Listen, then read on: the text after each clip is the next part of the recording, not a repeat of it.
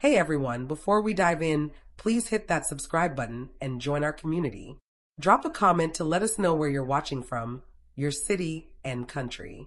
And after you've watched the whole video, share what you do in this situation. Be real with us. We read every single comment. Let's get started. The room erupted with laughter, crisp and cutting, like a blade hidden in silk. Champagne flutes clinked under the glow of chandeliers, casting golden beams across the opulent ballroom. I lingered near a floral arch, clutching a tray of neatly folded napkins, a task to keep my hands busy in a place where I felt like an outsider. My stepmother's voice slithered through the air, sweet yet laced with poison. "Darling," she purred, gliding toward me in a shimmering silver gown that screamed wealth with every step. "Do us all a favor and stay away from the bride. We wouldn't want anyone mistaking you for family in the photos." Her hand grazed my shoulder, but the push that followed was anything but soft. I stumbled, my heels snagging the carpet's edge. Laughter rippled from nearby guests, raw, unfiltered, the kind that stings like a slap. Someone whispered, "She always manages to make things awkward." Another chimed, "Poor thing, she tries so hard." I forced a smile, the one I'd been trained to wear. Smile, stay silent, fade away. Across the room, my father raised a glass with his new wife's family, his eyes meeting mine briefly before looking away. He never intervened. I turned, blinking hard to keep the tears at bay. My cousin, the bride, glowed in her white lace gown under the chandelier's light, oblivious to my presence. Why would she notice? I was the unseen shadow in her lavish storybook world. But then, a low hum broke through the night. The faint thrum of helicopter blades vibrated outside. Heads swiveled toward the grand glass doors as the sound grew sharper, cutting through the music and chatter. A breeze swept in as the doors swung open, scattering rose petals across the polished floor. A man in a navy suit stepped inside, and the room hushed, drawn to his quiet authority. Broad-shouldered, with steady eyes, he carried a confidence that didn't need to shout. He scanned the crowd, then locked eyes with me. Weaving through the murmuring guests, he stopped a few steps away. "Mrs. Grant," he said, his voice low and respectful with a slight bow. "The helicopter is ready for you." The room froze. My stepmother's laugh choked off mid-breath. "Excuse me," she snapped, "you've made a mistake." The man didn't glance her way. His gaze stayed on me. "No mistake, ma'am. Mr. Grant sent me himself." The air grew taut. Phones rose, capturing the moment. Whispers buzzed. My father stood motionless, his champagne glass suspended midair. My pulse thundered, loud enough to drown out the room. I took a slow breath, smoothed my dress, and stepped forward. My stepmother blocked me, her forced smile quivering. "What kind of stunt is this, Claire?" she hissed. I met her gaze and said softly, "The kind that ends your games." The man offered his hand. I took it. The crowd parted like a tide.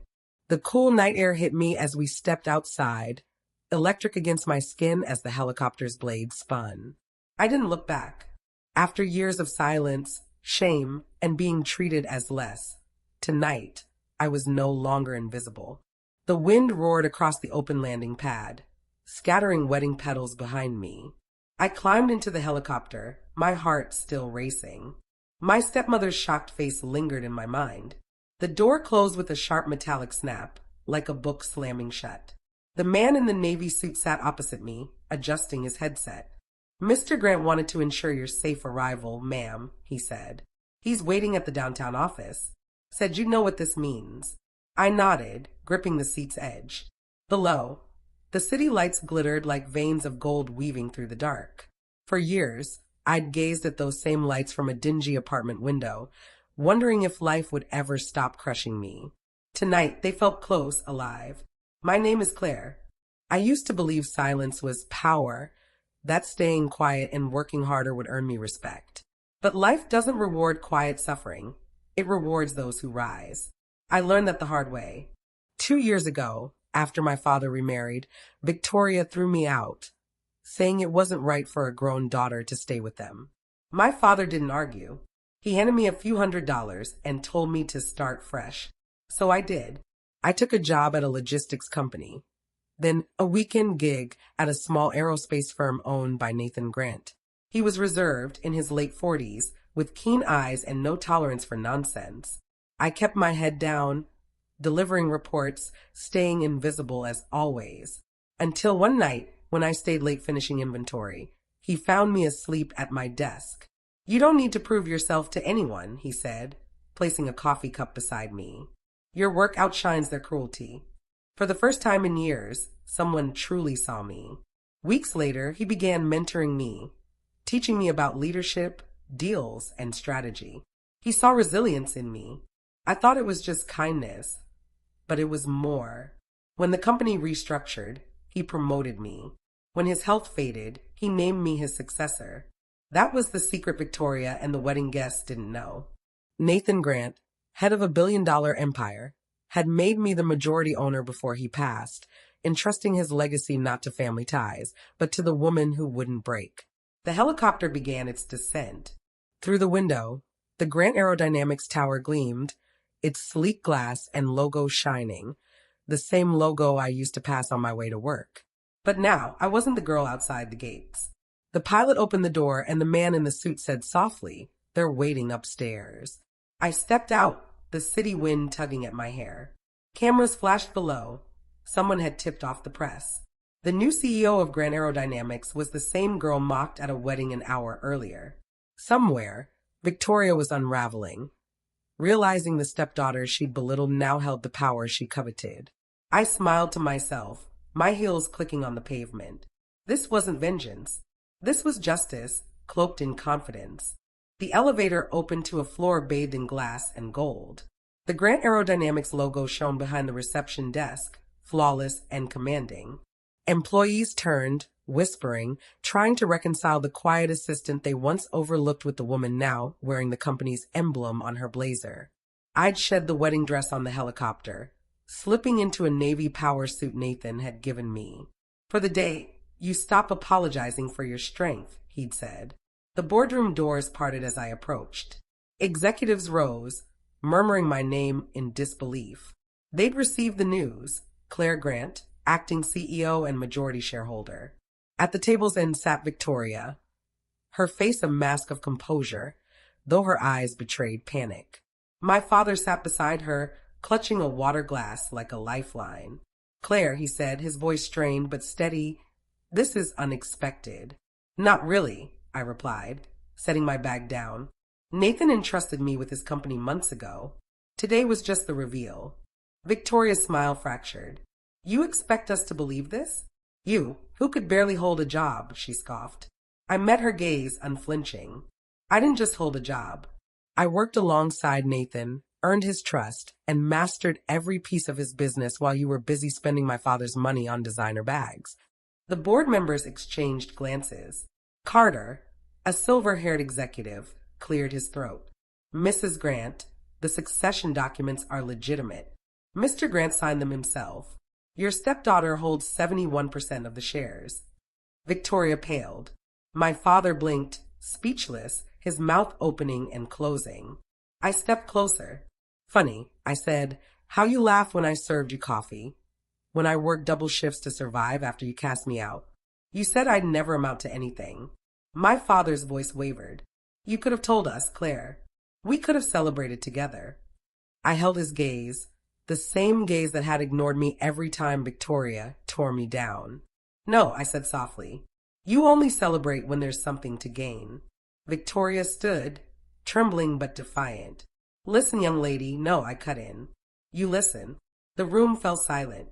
I spent years being polite, quiet, waiting for people like you to see my worth. But respect isn't begged for, it's earned. And I don't need your approval or your apologies. I turned to the board. This meeting is to announce my first initiative, a full audit of all external vendors and partnerships. If anyone's been treating Grant Aerodynamics as their personal piggy bank, my eyes flicked to Victoria, they'll be out by dawn. Her mouth opened, but no words came. I gave a calm smile. "Security's waiting outside to escort you out. You're no longer welcome on company grounds."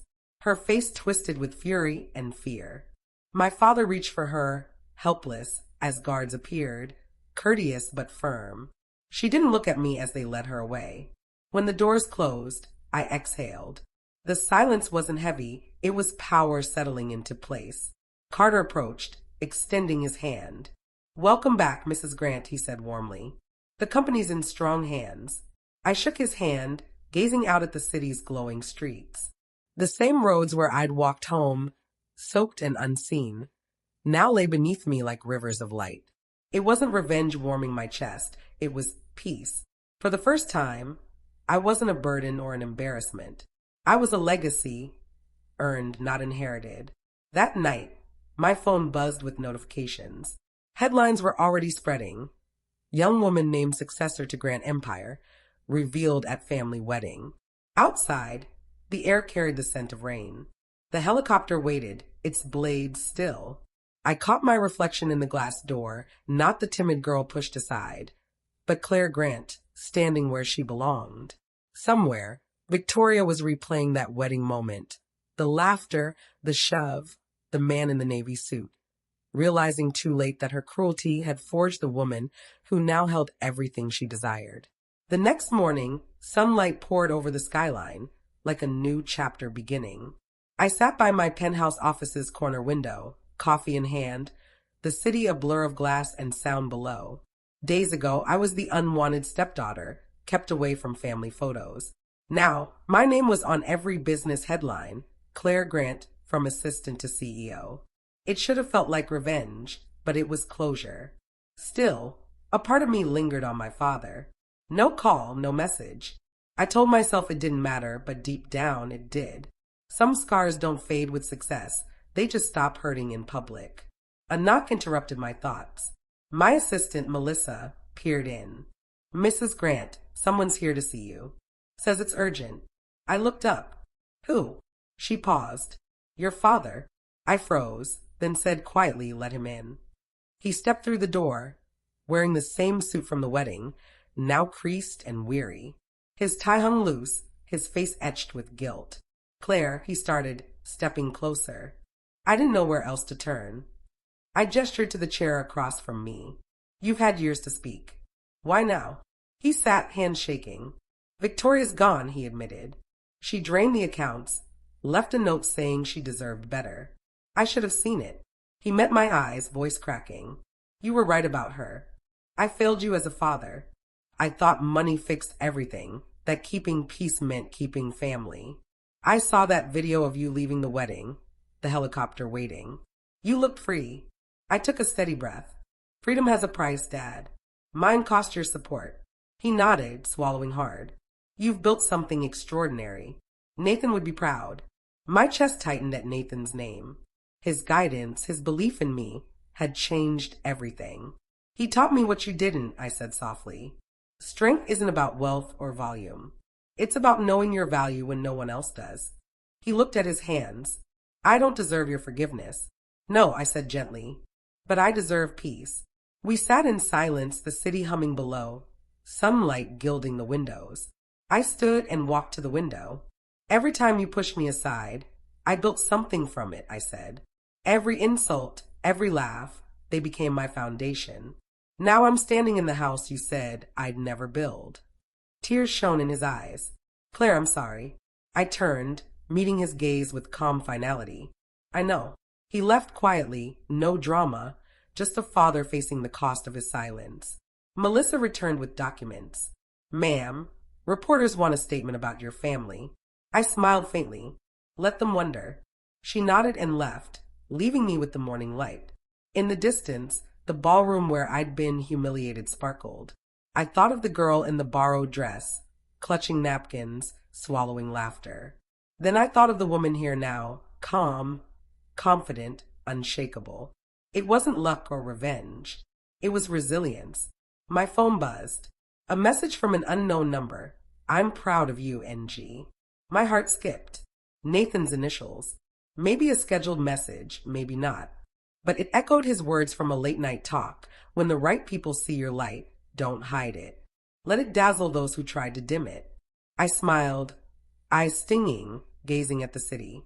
That evening, on the rooftop helipad, the wind tangled my hair, rotor blades humming faintly. No crowd, No shame, just peace. I whispered, never again. As the helicopter rose into the amber sky, I felt not victory, but freedom, the kind forged by building your own path. I didn't need to stand near the bride. I became the woman they'd always remember.